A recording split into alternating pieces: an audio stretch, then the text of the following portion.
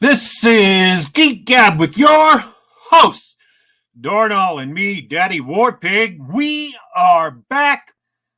Geek Gab for Saturday, December 12th, 2020. Dorrinal. Hey, how was your week? it's a good week. Nice, relaxing, gaming. We had sunshine for a week. We've got sunshine right now till the clouds move in for next week. I just got the most helpful email ever. Did you? Yeah. Little notification popped up on the screen of my computer and said, it's an email from YouTube. It says, now live on your channel. CyberWarpig, Dystopian Future. And I'm like, thanks, guys. Thanks for telling me that there is now a show live on my channel, because there's no way I would have noticed that if you hadn't have told me. That's why mind-bogglingly that like and subscribe button. Man, YouTube is, well, they're banning everybody, but at least they're willing to tell me when I'm going live so I can receive an email in the middle of my live show. It's awesome. Perfect. And they're on a banning spree too. Oh yeah? I forget what it was. It's probably some political thing, but yeah, and they're banning a bunch of people. They're not the only ones, though. Nintendo's on a tear. Nintendo of Japan. They're taking down every single... Nintendo's released a lot of music in their games, and sometimes they've released them on these cockamamie collections that you can only get in weird places and times. Like, there's some music that is reportedly really good music that you could only get on a promotional CD that was only available through the Nintendo Club in Japan to members of the club. So it was never sold anywhere. And everyone else in the world is screwed. If you want to get that music, you can't get it. So people uploaded it to YouTube. Because what's the harm, right? Sure. I mean, it's not purely legit, but what's the harm? But Nintendo Japan the last week or two had just been on a tear, taking down dozens or hundreds of tracks of Nintendo music. Just going after their, most devoted, diehard fans and smack them in the face. Typical. So yeah, that's YouTube. That's YouTube for you. Yeah, YouTube's cracking down on current events. They've you may have heard that there was a very drawn out and contentious election in the US, and Facebook, YouTube, Twitter, all these other places are cracking down on any sort of misinformation related to those events. That's right. YouTube will literally shut you down. I don't know if they'll just remove the video or if they will terminate your channel for even mentioning or discussing, like even in a historical context, the discussion of fraud. Like, you could discuss the 19... Oh, you use the F word. This is a family-friendly show. You use the F word. Now we're going to get banned. All right. Sorry, continue. The 1960 election with John F. Kennedy was infamously stolen thanks to his dad, who was a smuggler of liquor during Prohibition. That's where the Kennedys made their money, was by smuggling alcohol during Prohibition. And his dad had a lot of connections in Chicago. And so, thanks to some rather enthusiastic voting by the local Chicago ex post living citizen precincts, he won that state and won the presidency. So that election was stolen. And everybody knows about it. It's not a secret. It's not some, disputed thing. But even if you discuss that and some other, electoral shenanigans like Tammany Hall, which was the political party machinery in New York City during the early part of the last century, or want to bring up the novel that was about political machinery by Upton Sinclair. I can't remember the name right now, but it was a really horrible one, and it was basically propaganda for socialism. It was all about how this one guy got really, really screwed over, and it was about how all the meat and food that they were packing was rotten. It caused the creation of the FDA, but it was also about machine politics and how they had the Republicans and Democrats all tied up and how they were being run by the same political machines, things like that. So, yeah. It's on the tip of my tongue. I don't remember. Oh, yeah, I should know that one. Yeah.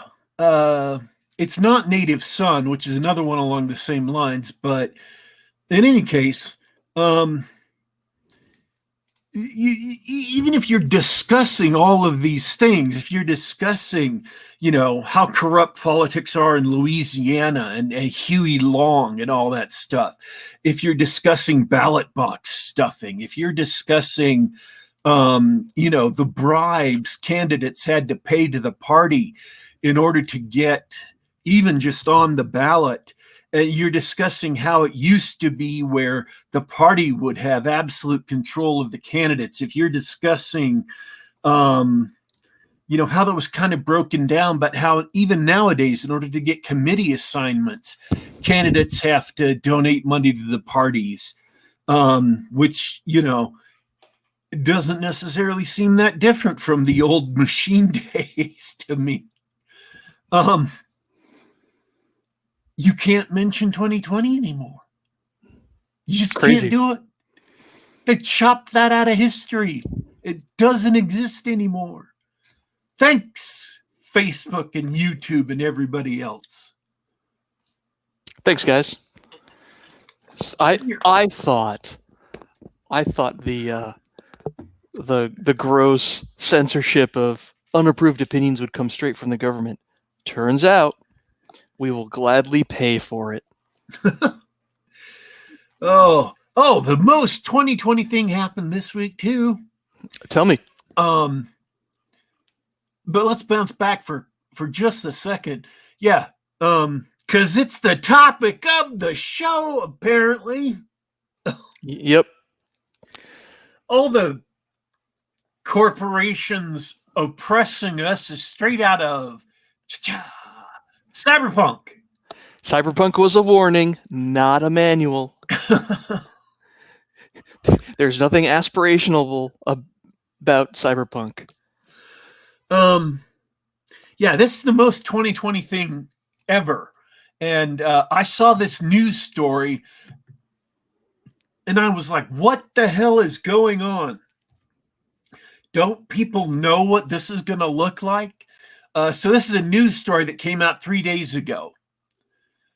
The Vatican has entered into a global alliance with, and I just want to let these names breathe a little bit. Rothschild, Rockefeller,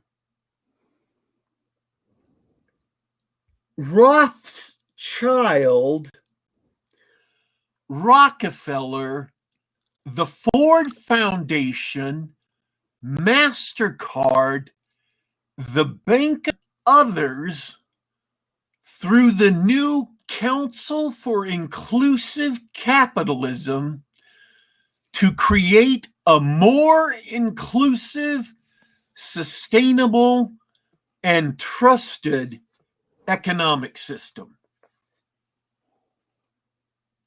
Wow. I've got my skeptic senses tingling.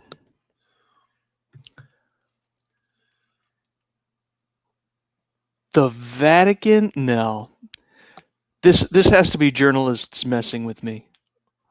Or 2020 messing with me. Why would the Vatican have anything to do with the earthly champions of the sin of usury, the Rothschilds? That's that's pretty dystopian, man.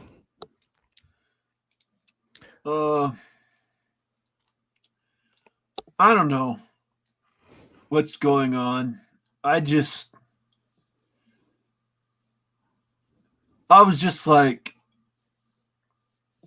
that's the most 2020 thing I've ever seen. Yep. We've got massive corporate censorship. We've got the Vatican teaming up with the devil. We've got, what else is going on? Matthew Martin in the chat. Smart Monies is one of those think PR tanks that winds up doing nothing. I mean, I guess it's all conjecture. Did you read the article, or did you just go past the headline and go, yeah, that's 2020 for you? Because actually, what I said was that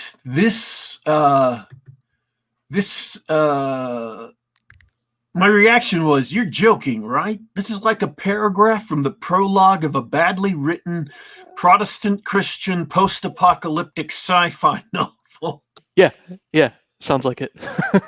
Like, it's the run-up to the apocalypse, so that gets put in the prologue, and then the entire book is about the post-apocalypse.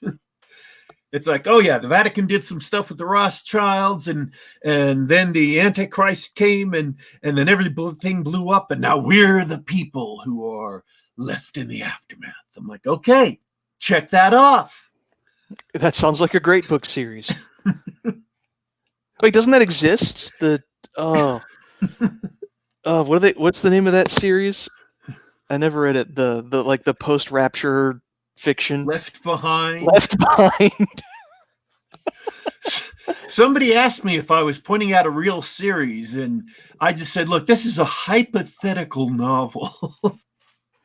Because I've never read The Left Behind, so I don't know if that's actually true. That's what it sounds like, because I don't think a Catholic would write that. Well, I mean, the way you put it actually sounds pretty rad. I shouldn't laugh at that series. That sounds awesome.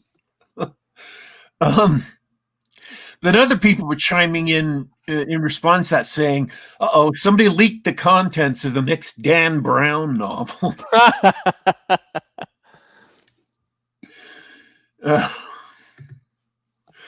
So, yeah, I just thought that. But on the other hand, some of it doesn't surprise you, does it? Because all the companies mentioned are all the woke companies that have been banning everyone. They're the woke capital companies.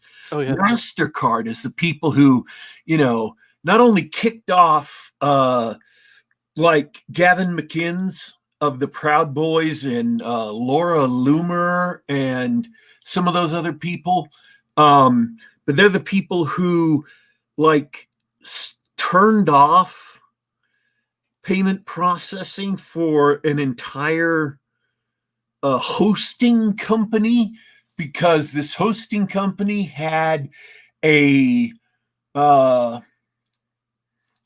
company that leased server space from them, and that company allowed a company they disapproved of to buy server space. Wow. Yeah. They really went deep on the infrastructure to shut somebody down. Disgusting. So, yeah, Bank of America, all these other companies are the woke capital company. The only thing that really surprised me that Soros' name wasn't actually on the list. How did he escape that one? He might fall under the other, you know, Well, no, among others. that's Soros's style. That's why he can get away with doing that, because he does it all through charity orgs and shell corporations. Plus, let's face it, if you were writing a post-apocalyptic novel right now, you'd probably include Soros in that. Oh, yeah. Yeah, one way or another. So that's the 2020th thing that happened this week. That's what I noticed this week. I'm like, wow. That's... as somebody else mentioned, that's like 2020 is the year where they're proving all the conspiracy theories right. And I'm like, I could argue against that. Yeah, like, that's funny. All that stuff that people, we were laughing at kooks 10, 20 years ago. Nope, most of that turned out to be true. Yeah. I was having a discussion with a friend of mine the other day, and I said, "Look, you know, I've kind of been moving leftward as I've gotten older, and that's not actually true. It's just funny that as I've gotten older, I said, if you sent me back in time to like 1969 or 1970, I'd sound exactly like those college radical hippies, because, you know, I'd be the one out there ranting, the FBI and the CIA are trying to take down the president. Right. The CIA is funding modern art.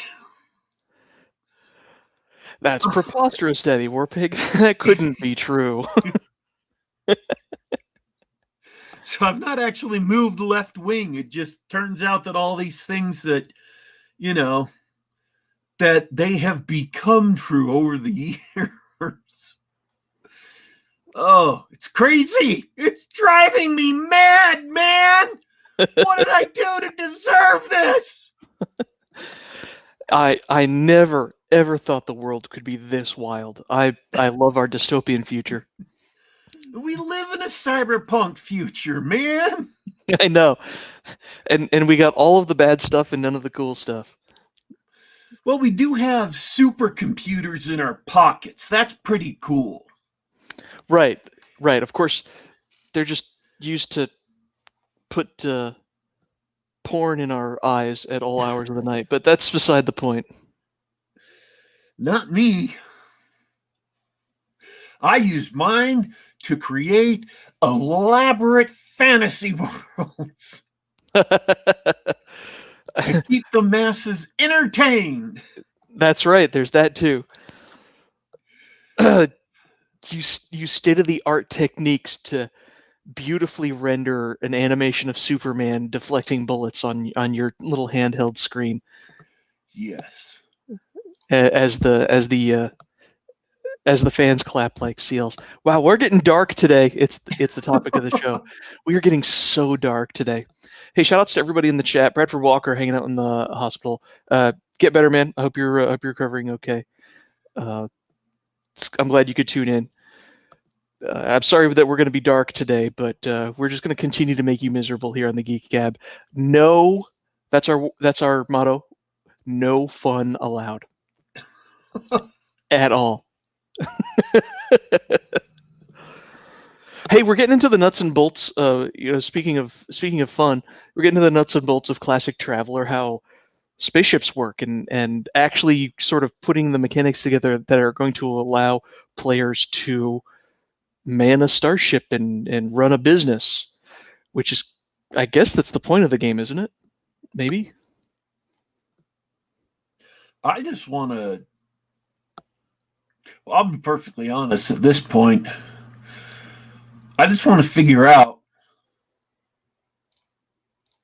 what the people who designed the game intended, how they intended the game to be run. Like what they intended the players to do. Because, and this is the easiest example for me to run to, Shadowrun had a very, very clear expectation of what players should do. But that clear expectation wasn't in the original rule book. It only sprang out of the first couple of modules. The first two published modules, which one of them was DNA/DOA, that told you perfectly what they expected Shadowrun to be. And it should have been in the first rule book, but it wasn't. And so you could really pick it up. AD&D did a bad job. They never put that in anything. It was never in any of the modules. It was not in any of the source books.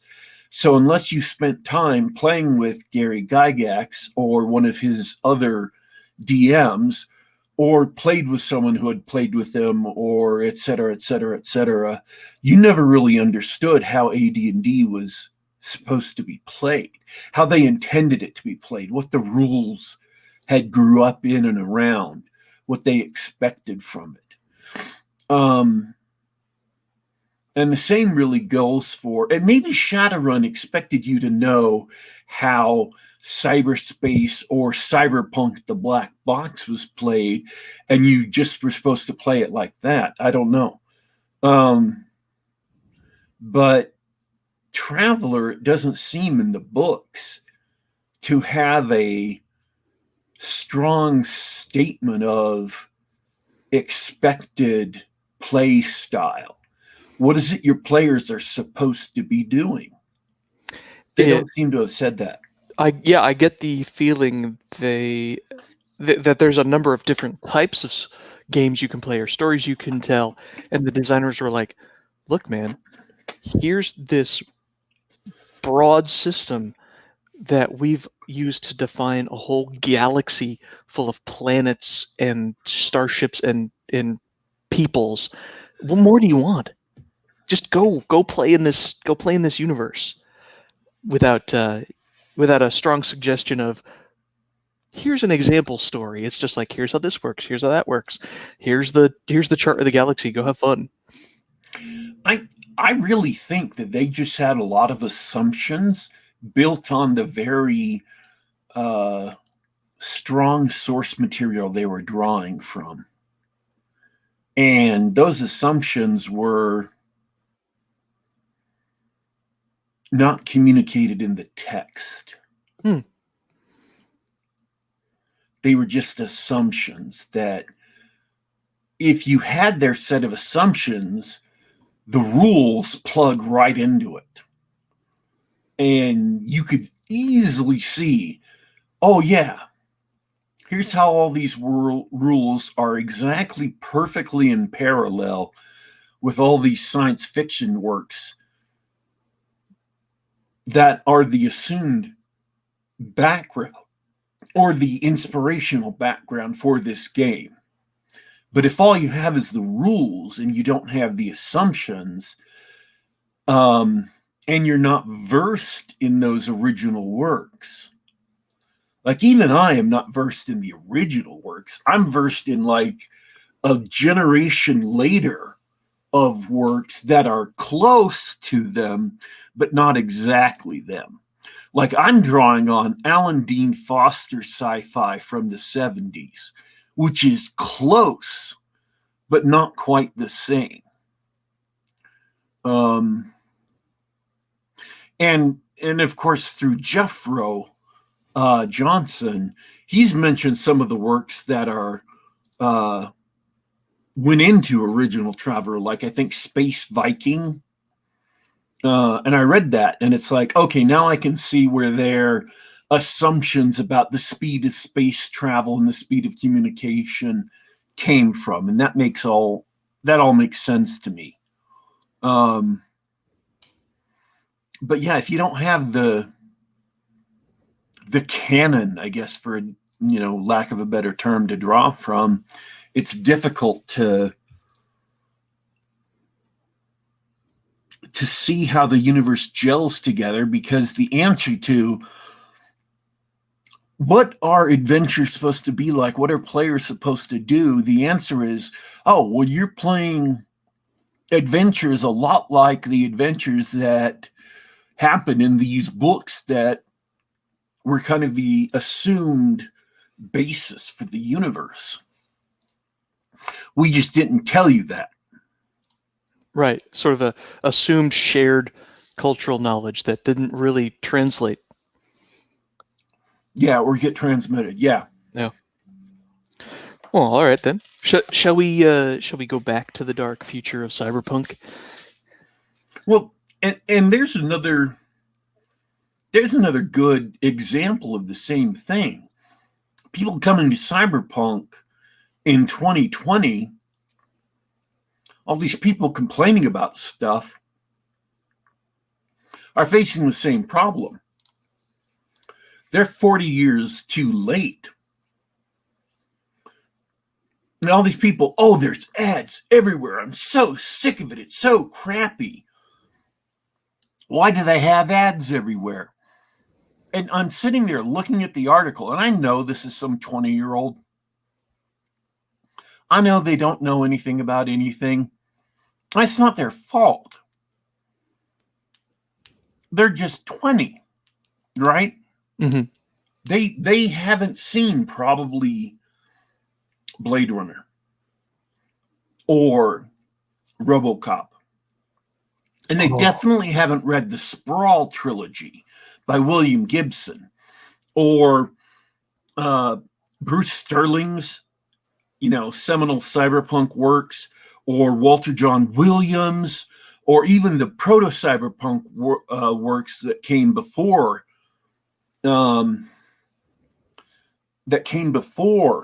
those guys. And I have, because I was way into cyberpunk in the 90s. Even though I didn't read Walter John Williams until like last year. But even that was great, because you read that Walter John Williams book, Hardwired, and it's like, oh, this is why Shadowrun calls its hover tanks panzers. Mm. And in fact, panzer, the word, shows up in Cyberpunk 2077. And I don't know if that's directly from the Cyberpunk RPG, but that word and its usage is directly from Walter John Williams' Hardwired. Both. Cyberpunk 2020, Artalsorian Games produced a source book for Hardwired. Oh, okay. Yeah, they had the cover and with the logo and everything. They licensed the whole thing. They're like, "Did you like Hardwired? Well, here's how all the cool vehicles and machines work in Cyberpunk 2020. Go." I remember that now that you mention it. Yeah, I never owned it. It's a national treasure. Never owned it or played it, but I do remember seeing that in like catalogs and ads and stuff. That was one of our favorite source books when we were young. Loved that stuff. So, there's a body of work that I don't know if it's dropped out of culture as thoroughly as a lot of the stuff that's behind Traveller or behind AD&D has. I don't know that it's been purposely buried like those have.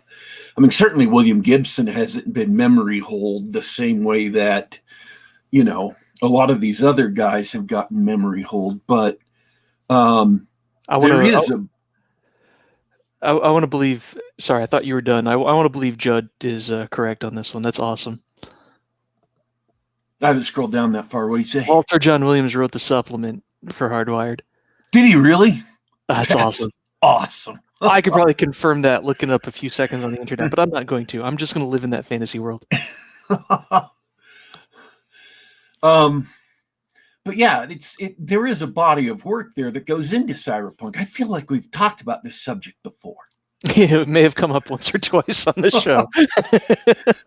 No, I mean, literally have talked about like the cyberpunk books that lay behind the first role-playing games. Yeah. And Cyberpunk itself was literally the first role-playing game to do cyberpunk. Mm-hmm. And for a while, the big three was Cyberpunk, Cyberspace, and GURPS Cyberpunk. Infamously was confiscated by the Secret Service. Had to be reconstructed from backup copies of playtest copies. Oh. So I owned the black box Cyberpunk. I owned Cyberpunk 2020. I did not own Cyberpunk Green or 3.0. I heard that was generally ill regarded by the fans. Yeah. And then Cyberpunk 2077, the video game, came out just a few days ago. Well, I can't believe I've missed this. I actually did not pick it up. I think I'm going to wait a little while to get it, but you pre-ordered some deluxe edition, didn't you? You mentioned that a few times on the show. I had pre-ordered the collector's edition 18 months ago. So it finally arrived. Tell me about this wonderful collector's edition. It's insane. It came in this huge box. It's like 1.5 feet tall. Whoa. I'm not kidding. It's huge. It's got a 12-inch tall statue of the main character doing a wheelie on a motorcycle shooting at someone. And it's got a bunch of other goodies inside. The regular edition comes with postcards, a guide to Night City, some stickers, and so forth. The collector edition has that plus a bunch of other stuff. And just today, as I was up this morning, there was a knock at my door, and it was FedEx again. And there was a "we're sorry for being late" package. And it's a little tin, like a shoe polish tin. And inside it is a necklace of the flaming Oni skull from the band Samurai. That features on all the marketing and on their jackets and stuff. Oh, Johnny Silverhand's band. Johnny Silverhand's band, yeah. It's big, it's heavy. It looks to be made out of pewter or something. It's very finely detailed. I would never wear it, but it's just like a little. You would never wear it? I challenge you. I challenge you to have that. I need you to have that disco time open neck shirt with the Oni medallion resting on thick Daddy Warpig chest hair. Just let that go. When people say, "Whoa, I like your style." Oh, you like it? This is from my Cyberpunk 2077 collector's edition. Yeah. Have you ever seen them live in concert? Yeah. He's from the band Samurai. You ever seen him in concert?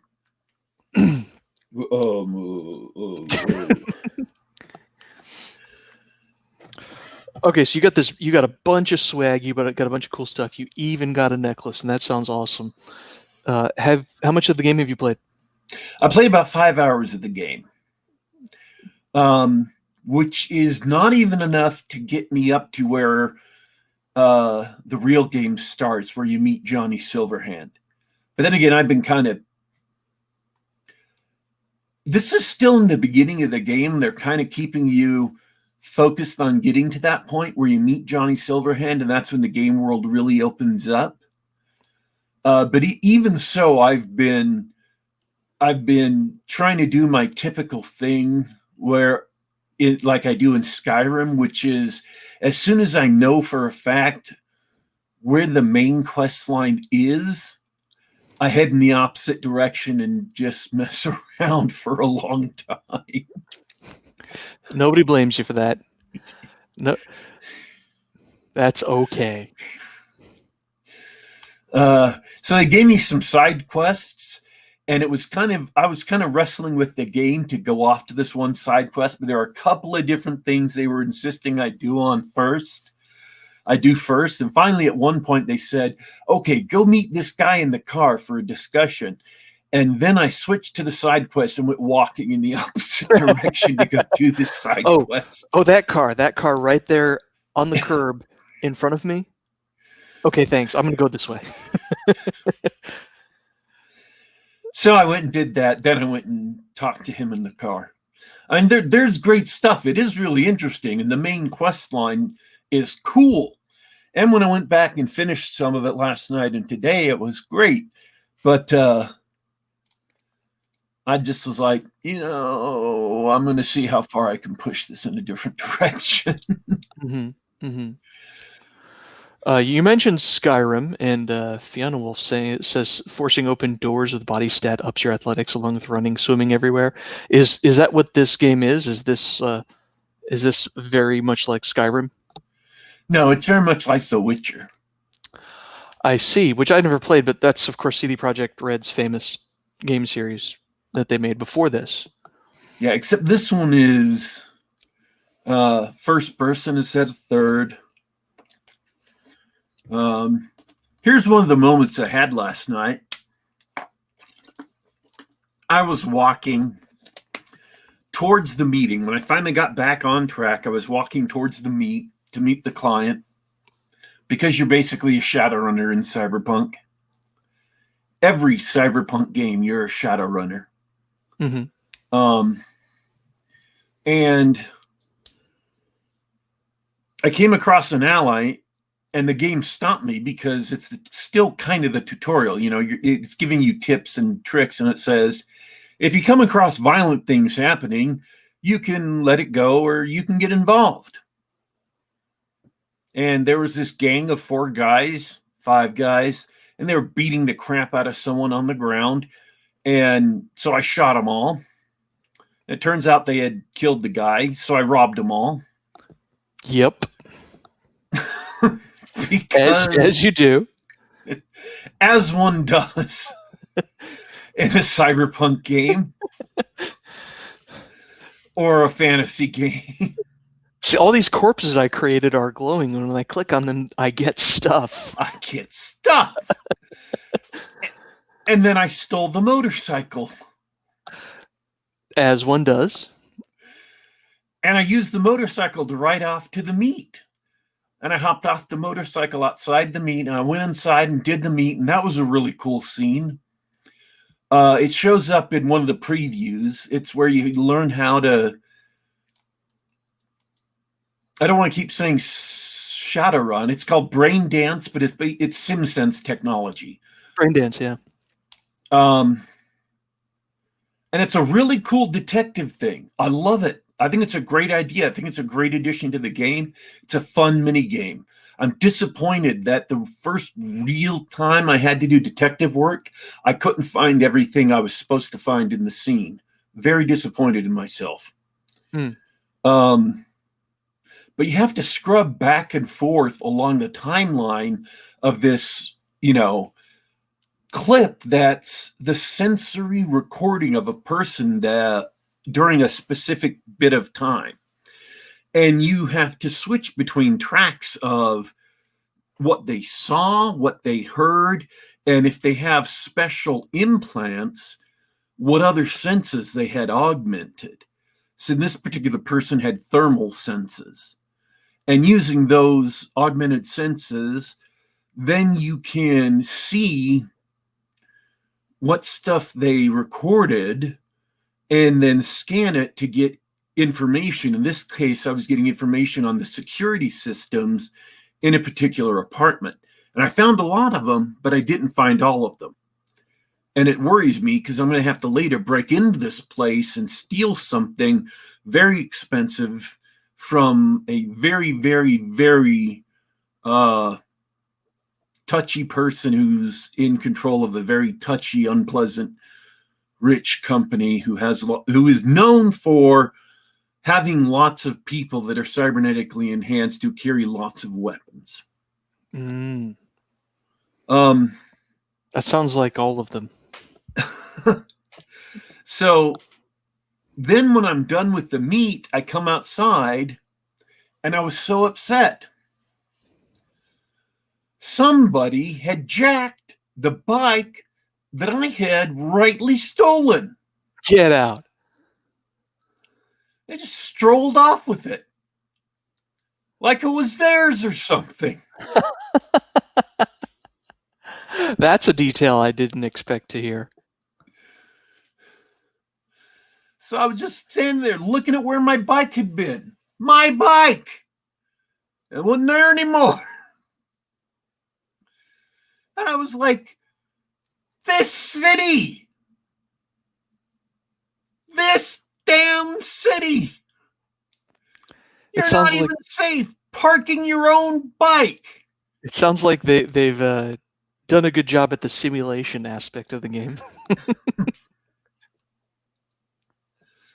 So yeah, I have been having fun. There have been some entertaining glitches. I was about to ask. I actually have heard through the grapevine it's a pretty buggy release. Tell me more. Mine has not been pretty buggy, but it has been. There have been glitches. I'm not going to lie. Most of them had just been annoying. It's crashed once in the 5 hours. I actually got hit by a crasher on the way into that meeting. It crashed right as I was walking into the building, which actually turned out to be lucky because it allowed me to go back in the conversation and redo a choice I did wrong. So, I wasn't. Unintentional save scumming. Got it. But most of them have been just graphical glitches. Like there's a mirror in your bathroom, in your apartment that you can use to look at yourself to get to see how you look wearing whatever your outfit or whatever. And the first time I went to the mirror, it decided I was totally nude. So that's funny.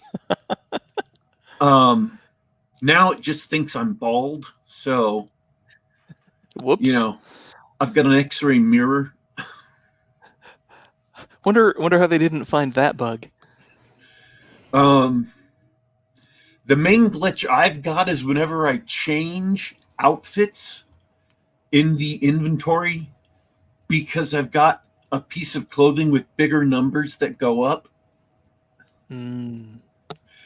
Because it's a role-playing game, and you change clothing because you've got bigger numbers that go up. That's right. For a brief moment, you're nude in between the flickering clothes. Oh, okay. And are the rumors true? Do you get to design, if you wish, very detailed aspects of your nudity? Yes. So that's great when that bug happens and you see that flash, like you're seeing your handiwork. You've sculpted your very own Ken or Barbie doll to run around Night City shooting people with. That's great. That you can't even see because it's first person. Are you kidding? I hadn't put that together until just now. It's a first-person game that you can spend hours detailing the look and feel of your character. Yes. Oh, well, computer RPG players never change, guys. Just never change. You guys are going to... Versus The Witcher, right? Where you couldn't customize the character, but it was third person. Oh, that's exactly the way it works, because that's those two goals work against each other. You know, if I'm developing a game, I have to be able to support all these custom art assets in third person. But if I don't, that's a lot of work, including bugs to fix that I don't have to do if it's all first person. But as soon as I let you design your own character, nope, first person. So, I did get some nice guns from the gangers I shot up. They had some submachine guns, so I took one because it was better. The numbers went up, so I know it was better. Mm-hmm. They had nice little green arrows in case you couldn't compare numbers. They have little green arrows that show you the numbers are going up. Love those Also, handy. on the armor, in case you couldn't tell that the armor had bigger numbers because the numbers are bigger, there's arrows that tell you the numbers are going up. In case you're not interested in thinking, you can just go by feel. Just, I at this point, I think we're at the 10,000 monkeys theory of Shakespeare, where people aren't successful at role-playing games because of their ability to analyze the game system and optimize their ability to overcome the challenges, but they just have learned through trial and error how to push the controls around to make all the numbers green. Yeah, I think people who really are that dumb and need that for the guns and armor are going to get their balls kicked up into their nose in the rest of the game. Because if that one session in the detective brain dance machine was any indication, it was just so damn cool. Having a real detective situation that wasn't just wandering around looking at the scenery, that you actually had to scrub back and forth on this timeline and pay attention to everything. Because the clues are only visible for a small part of the timeline you're paying attention to for one specific track. And you had to think about it and look for clues. Like one of the things, you had to be in thermal, and it wasn't just enough. You had to actually look for an environmental disturbance in the thermal that was just this little purple smoke that was almost barely noticeable. And then when you saw the smoke, you had to figure out when the person whose senses you're scrubbing through, you're seeing the scene from, got close to the area where the smoke is coming from, so they might have caught a glimpse of it, and then you could finally scan it. You had to figure things out. It wasn't just like the clues are there for you to, fly around in a disembodied, it's not like Forge mode in Halo, where you can just go anywhere you want and scan anything you want anytime you want. You had to put clues together. It was legit detective work, but it was fun. It was enjoyable. Not normally something you hear about a mini game in an RPG. Yeah, it was interesting to do. Then it was fun. So I think they did a good job on that. And they had some other mini games they played, or that they had you play through, like the hacking and things like that. And I didn't do enough of them to really get the gist of it. They were talking about like cyber combat and things like that, or at least it seemed to me that that's what they were talking about. But I never did that, so I don't necessarily understand how that works. I'm looking forward to trying some more things in depth. The characters they had were actually well written. They did not have obvious lines. They had lines that were kind of clever. One character is this dumb, really obvious guy, and his lines are clever in a dumb, really obvious way. I'm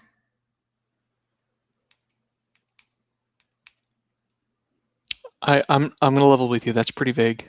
Do you have a more clear example without spoiling? I'm trying to remember it. V, who's the main character, that's your character, however you made him. You end up hooking up with this guy named Jackie. I started with the Nomad. In Cyberpunk, at one point you had I believe it was the Farm Family Relocation Act, where they took a bunch of family farms away and gave them to big agricorps. And so it tossed a bunch of farmers off their lands, and they went roaming around the country. And they became nomads. And what nomads do is they were migrant workers, but like millions of them. And they actually saved the country because when a lot of diseases hit in the early 21st, they could grow crops and feed the country. So they saved people from mass starvation. Well, they still live outside the megacities. And so nomads live on the move. They live in camps, and they're very, very good at mechanics, cars, things like that, shooting. So as a nomad, you start outside Night City, and you're actually good as a mechanic. Like, you're in this place and this mechanic tries jipping you off for some money. I'm not supposed to say that. I'm so sorry. You're banned. You are banned. They're going to kick me off YouTube. Using the slur gypped is, in a YouTube show, absolutely retarded. Oh, this one I can say because I'm Welsh. He tried. Does that work? I don't even know how that works. I don't know. It sounds like it might be cultural appropriation. He tried to Welsh out of the price he was going to charge me. Is that the right usage? I think so. Okay. I'm actually Manx, not quite Welsh, but Manx is Welsh anyway. So I can say that. I'm okay. If anybody wants a Welsh card, by the way, I can hand those out. Oh, you tickled my funny bone there. Okay, good one.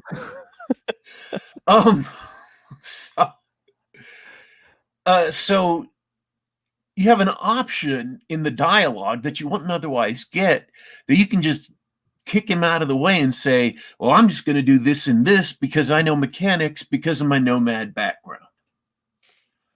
And so you start outside the city and you smuggle goods inside the city.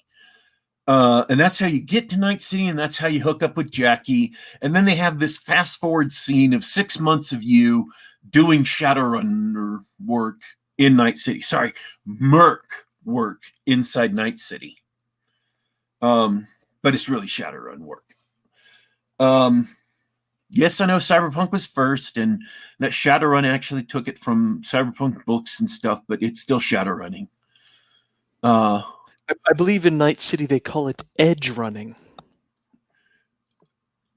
So far in the game, and I think you're right, they do call it edge running, but so far in the game, they're calling it Merc work. Fair.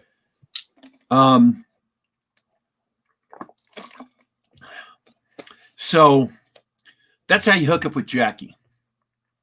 And Jackie's a big, obvious guy. And at one point, at the end of this, at one point, you're hired to do this job, and you have to kind of sweet talk somebody to get into another part of the city. And V says to Jackie, "See, you can be nice." And Jackie says, "What? I'm never not nice." So that's kind of clever writing in a stupid way because the character is obvious and stupid. He's not trying to be funny. He's not trying to be clever. He was just a little tongue-tied. So the writer wrote a line that's a little bit clever and funny for this big galoot who's tongue-tied. So yeah, the game's well written. I mean, I'm not saying every line is a pearl of golden dialogue that fell from the sky like it was a revelation from the muses themselves. It's video game writing, we know. But yeah, it's an enjoyable game. It's well written. The combat's been fun so far. They had a combat tutorial chip you can slot to that's part of the lore of the game is chipping in, which is at the top of the chat if you guys want to go check that out from Judd. But the idea that you'd have a chip with data or instructions for your neurons that will either you can access information or actually teach your brain how to do something without putting in the hours of work for it. Right. Yeah. And in this case, when you put in the chip, it actually has the combat tutorials in it for the game. That's a great conceit. Yep. What a great idea. To teach you how to, do stealth, how to do hacking, how to do combat, and how to do advanced combat. 2 of them were optional, but I did all 4 just to, what the hell. And at the end of the advanced combat, they send you in against 3 simulated targets that you just have to fight using whatever you want. Melee weapon or hand-to-hand or shooting. And they gave you a katana. Because of course they gave you katana. Okay. So I katana chopped all 3 of them because, yeah, katana. I know. I know. Couldn't have been any other weapon. Not in a Cyberpunk game. No. Do they have do they have the slitches? The monofilament wire garrote? There is some kind of monofilament weapon because as it keeps reminding me every time I go to raise one of my stats, raising cool. I'm not making this up. There's a stat called cool because it's in the video. It's in the role-playing game, the tabletop game. Raising cool, which is your stealth stat, your sneakiness stat. It also raises your damage with monofilament weapons. Love it. So there's an assassin build with a high level of cool. And it's cool as in keeping your cool, not looking cool. That's the appearance stat is for looking cool, but keeping your cool and stealthing up and garroting people with your monofilament wire. There are a lot of people who play computer role-playing games who prefer that play style. Yes. Mm-hmm.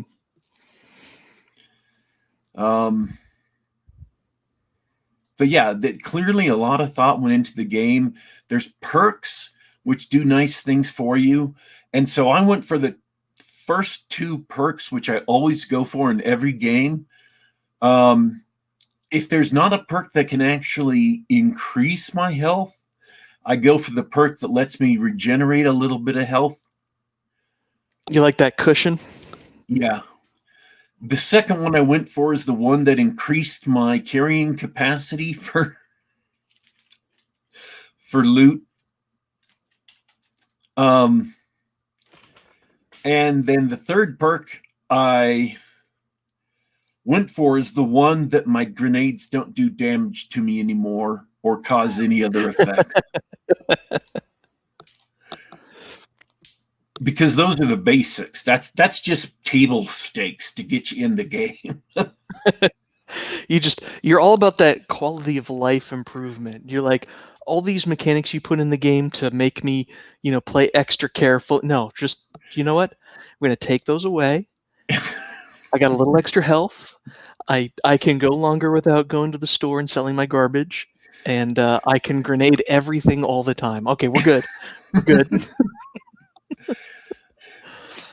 It's funny. They do have these ATM-like looking things well, they seem pretty damn frequent to me because I'm running on my feet everywhere right now because somebody stole my bike. But you can just walk up to them and sell things. So I've been dumping my junk regularly. Wow. Yeah, I don't know. I've had a lot of fun playing it so far. And I'm really looking forward to the rest of the game. Yeah, maybe you'll tell us more next time we get together. People have been saying how terrible the game looks on the Xbox One and PS4. Honestly, the only thing that looks bad are the decals or the graphics on the vending machines. You can't read them. They're unreadable. They're a mess. You can't really tell what you're buying. That's a shame. Which hasn't stopped me from buying random things just cause.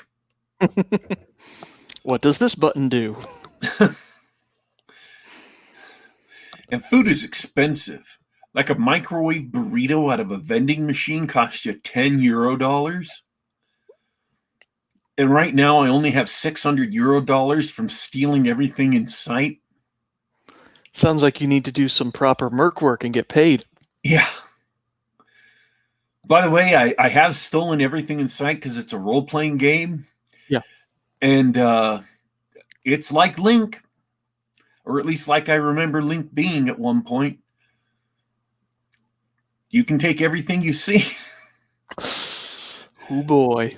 I walked into somebody's shop and picked up everything and nobody said anything to me. And so I just kind of took that as license to rob the city blind.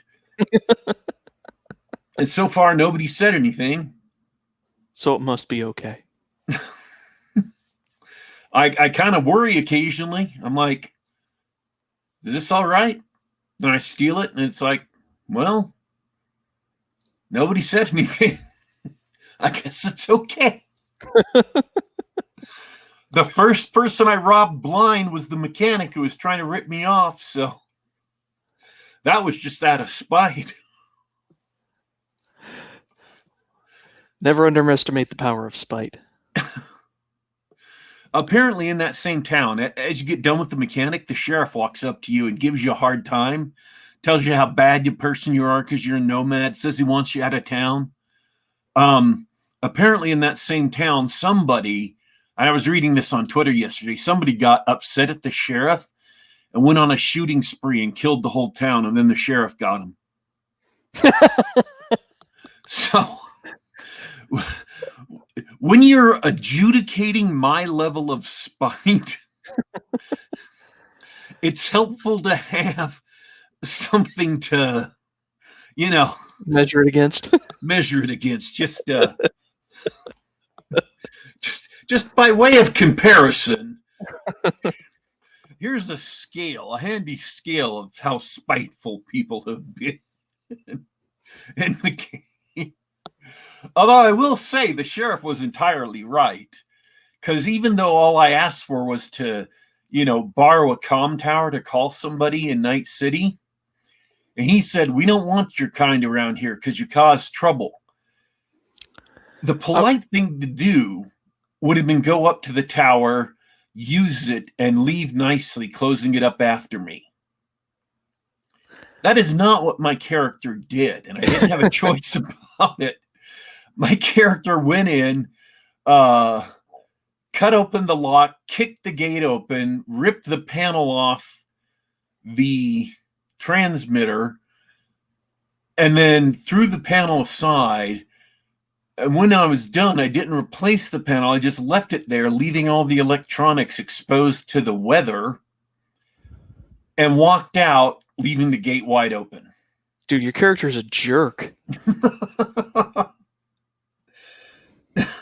I don't know if the character did that for spite, but they didn't even give me a chance to, like, just kind of open it up, do my thing, close it up, walk out, leaving the gate closed. It didn't look like anybody had been there.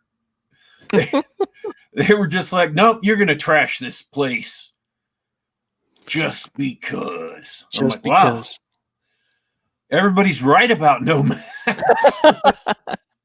No wonder they won't want nomads hanging around their city. I don't want nomads hanging around my city if this is the way they act.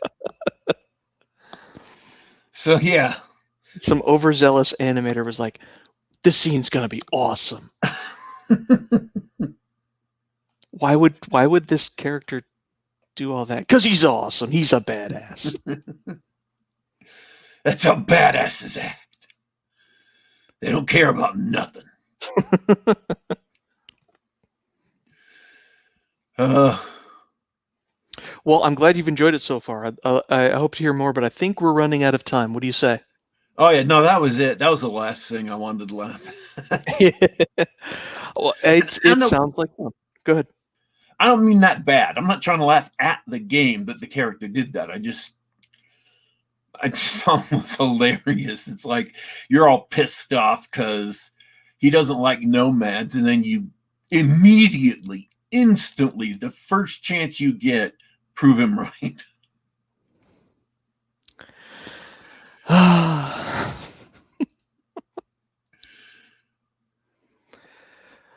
Well, that sounds like a lot of fun. I think I'm going to wait till they've fixed a couple of bugs and introduced some DLC, and I think I'll get it on sale sometime next year because it sounds like a lot of fun. I'll probably enjoy it.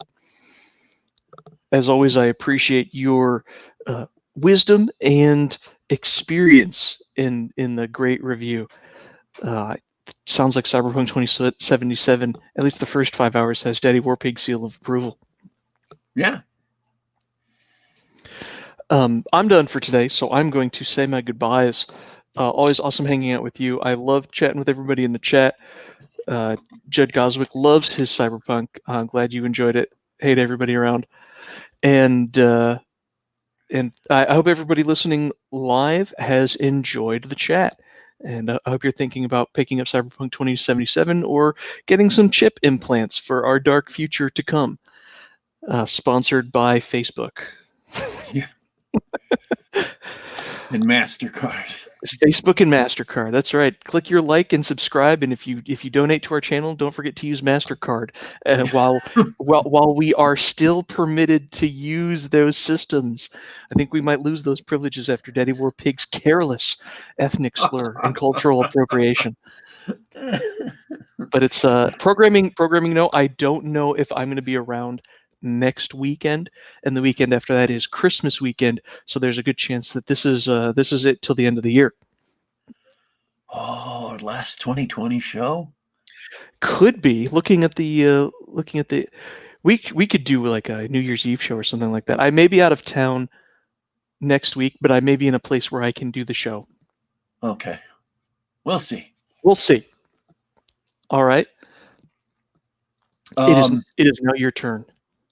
It's not my... now my turn. Sorry. You get it. Go. I guess one last thing about the review. The glitches I encountered, other than the one crasher, were all graphical, and they were all in menus or in the mirror. None of them... No, wait, there was one really funny one. One dude walked right through me, like right the heck through me, like he was a ghost. That was great. And one truck went around a corner and glitched and blew up a bunch of concrete barricades right in front of me. And so it like shifted 10 feet over and then shifted 10 feet back. So it like blinked. It teleported a bit. That was awesome. And then when I went back later, the concrete barricades were still destroyed. So it looks like they might have built some kind of perma-destruction in the game. So Oh, I thought it cool. was pretty awesome. But none of them were significant. None of them got in the way of me playing any of the game. I'm not saying you won't encounter glitches like that because other people have. It just didn't happen to me. So I'm kind of mellow on the glitches right now. That may change later.